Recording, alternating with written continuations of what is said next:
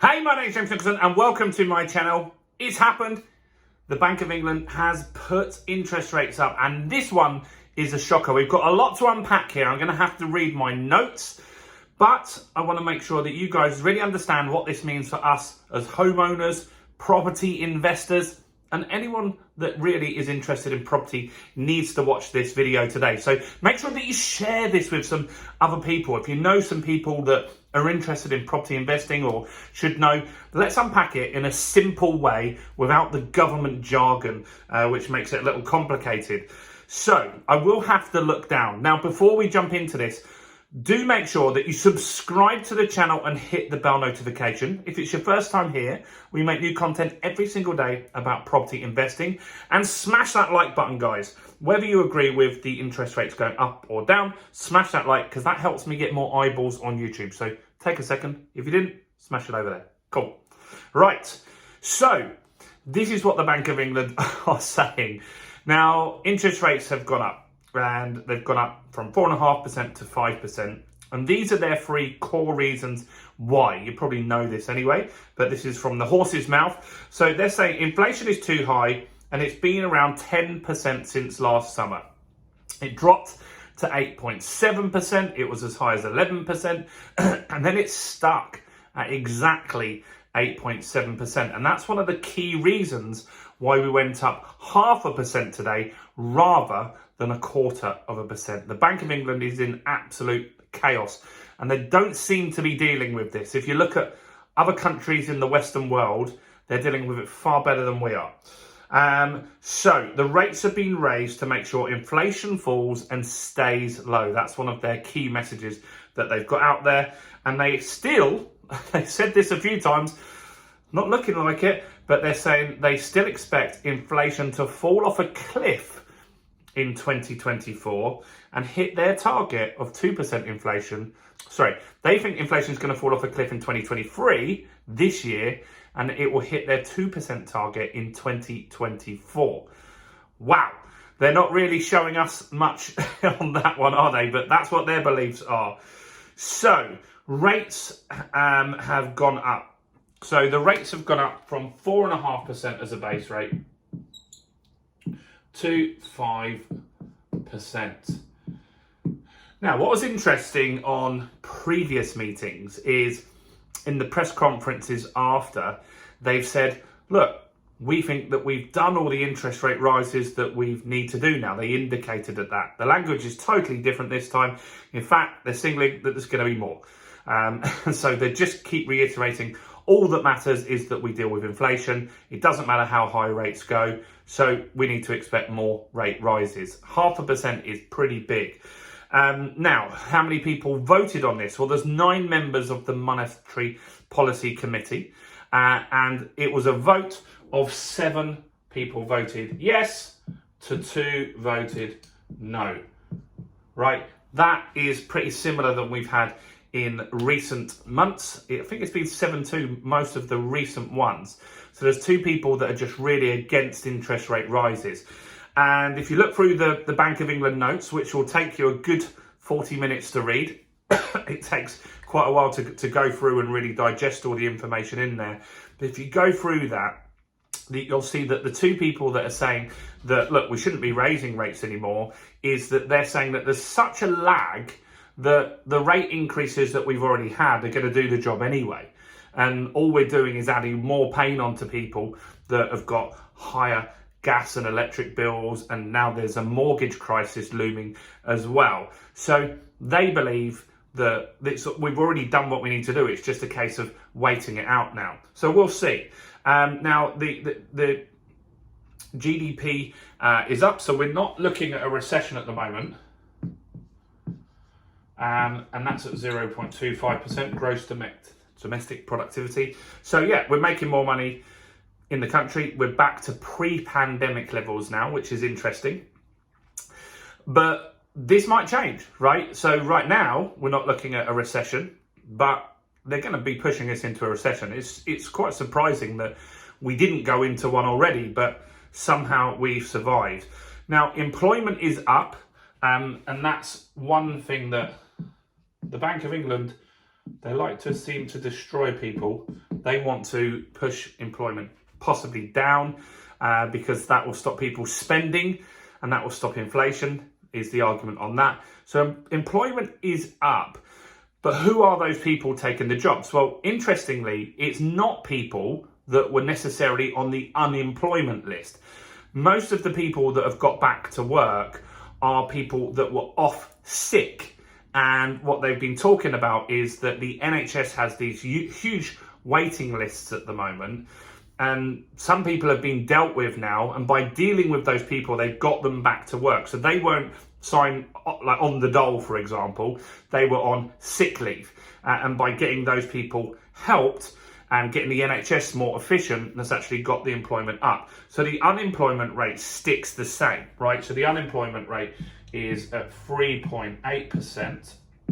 So that makes sense, right, guys? So it hasn't gone up, hasn't gone down. It's just a different category of person has taken jobs, right? That's what's basically happened there. Now, this is interesting. So this is something that the Bank of England don't want to happen. And so wages in the private sector are up 7.6% annually.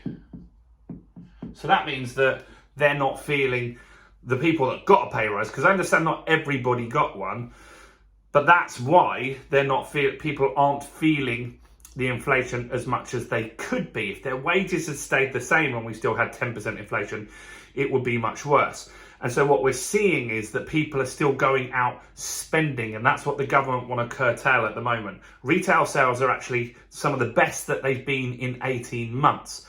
And what the government, well, not the government, the Bank of England really want to do is stop us spending, stop inflation. By stopping us spending, there'll be discounts that will bring prices down. Now, wage growth is set to ease. That's important as well. So KPMG's been doing some surveys on that.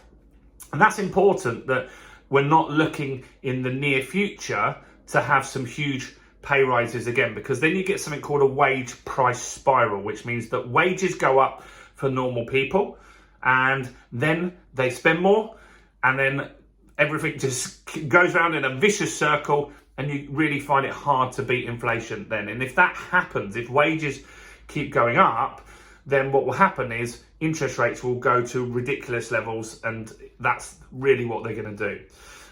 What else is going on here? So inflation is, as you know, if you saw yesterday's video, is sticking at 8.7%. Now, the reason we had this big rise today is because the expectations were that it was going to be 8.4. So it wasn't going to drop much, but it didn't drop at all. That's the problem why we didn't get a 0.25% rise today. And we got a bigger 0.5% rise. And more of this, if you watch the news today, is not really, it's just to get some credibility back to the Bank of England, because a lot of people have lost faith in what they're doing. So they've gone quite strong here this time to show that they're serious about beating inflation. That's really going to be hard for a lot of people, like property investors and stuff like that. Now, one of the reasons inflation didn't drop as much is core inflation, and that's where they strip out everything. So they strip out unnecessary stuff. So core inflation is more like your day-to-day living stuff rather than flights. Main inflation is made up of things like, I saw there was things in there like concert tickets had gone through the roof and second-hand cars, which you don't need to buy every day. Core inflation's your food and your drink and all that kind of stuff. That went from 6.8% to 7.1%. Hopefully some of this makes sense to you here. So core inflation's gone up, and that's where the inflation isn't like budging at the moment, and that's things like food. You've probably seen it in the news a lot recently. Food is up more than 20%, which is absolutely insane. So I've read through the notes. What are they talking and discussing that impacts property? Because that's what we are, a property channel. Well, here's some interesting stuff. So mortgage approvals are down. So there's going to be less buyers in the market for sure. 48,700. So it's 48,700. However, that's higher than the 6-month average that we've had. So more people are getting it, but on an annual basis, it's down. And so that's going to mean there's going to be less buyers in the market. If there's less buyers in the market, and then suddenly we get an influx of sellers, that's when you can get a house price crash, right? When you get some people that are desperate to sell, and there's a small pool of buyers, that means if you really need to sell and you really want to sell, you've got to drop your price, right? And if you're a property investor and you want to learn how to buy houses, then this could be an opportunity for you. If you could sit on some cash or you can get some funds ready, potentially this could be a great time to buy. There's going to be tons of people leaving the market next year. And if you can buy those properties at a discount, that's when you can make really, really good money. So housing investment, so people that are building and stuff like that, that's down as well. So building is down 2.5%, and it's 5.5% lower than 2022. So developments and stuff like that, people just aren't doing them because there's too much uncertainty. You're not going to build a block of flats, 10, 20, 100 flats, if you're worried about the interest rates. It's hard enough to sell a block of flats anyway. And so if you feel that interest rates could still go up, then we know first-time buyers who are often the people that buy those sorts of projects, you're just going to put your project on hold. So all in all, this was a terrible Bank of England meeting for pretty much everybody involved. The Bank of England feels you're earning too much money, your wages are going up, so they're going to push the interest rates up. So your credit card, your mortgage, your bank loans are more unaffordable, and stop you spending. By doing that, that's going to push the country into a recession. That goal is to then stop people earning more money because employers won't be fighting for staff because maybe they'll be doing redundancies and stuff like that. So it's not a positive meeting at all. If you want a positive spin on it, if you're a property investor, I think there's going to be some good opportunities there for people that need to sell, that you could potentially get some very, very good deals. I've already found a couple this week, which is more than I found for months. And there are some good deals coming through the market now. And I think it's a good time to learn how to do this. So if you want to learn how to do some property investing, how to do buying with no money, how to do using serviced accommodation, buy, refurbish, refinance, rent, all of these strategies are included in the Property Accelerator. I'm going to pin the link below. You can trial it for £1. Just try it for £1, see how it goes, and do check out exactly how that is in the pinned comment below. Do check out all the other content on my channel. Comment below what you think is going to happen moving forward. And here's another video for you right here.